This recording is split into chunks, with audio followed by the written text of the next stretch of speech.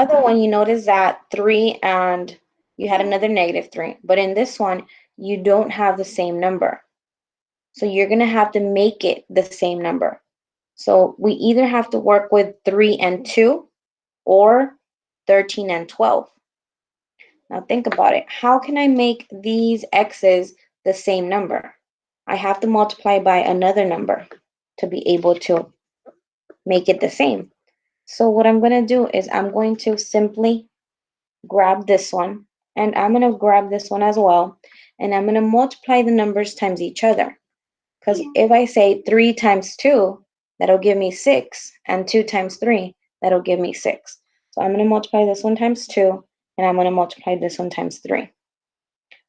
That's because they don't have anything in common. So it'll be 2 times 3 and 3 times 2. Now, in order to cancel, remember, if you had 3x, you need a -3x to cancel. So one of these has to be negative.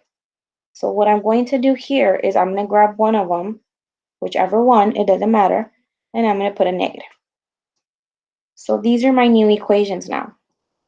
I'm going to do the first one, which is 2 times 3, 6x, 2 times 3, 6y, and 2 times 12, which is 24. And then I'm going to do the second one, -3 times 2, -6, -3 times 12. Don't forget that x is -36y, and -3 times 24. And you can do that in the calculator. It's -72. Okay. Now, do you notice that you have 6x minus 6x? Now you can cancel them. You couldn't before because they were not the same number. I'm going to go ahead and cancel them. So I have 36 minus 6, which is 30, y, is equals to -72 and 24. So you're going to have to do that in the calculator, or you can do that by hand.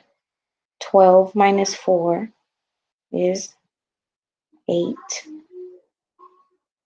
6 minus 2 is 4. So that's 48.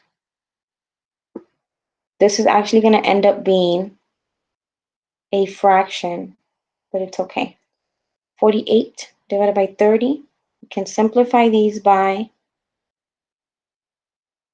2's. Divide by 2. So this will be 24 over 15. So y is actually 24 over 15. Okay, I'm going to go ahead and erase this. I'm only going to leave the first line, the first equation, because I'm going to work with that so that I can cancel my y. Not cancel it, but plug it in. So that's your y. I'm going to do 3x plus 3, and then I'm going to put 24 over 15 here. And it kind of works out nicely here because we know that what's 3 divided by 15? What's 3 divided by 15?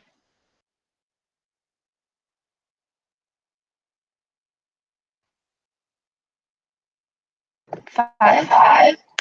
So this becomes a 1, right? And this becomes a 5.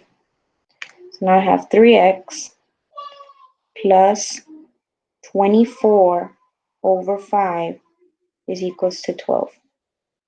What I'm going to go ahead and do here is I'm going to multiply everything times 5 to get rid of that 5.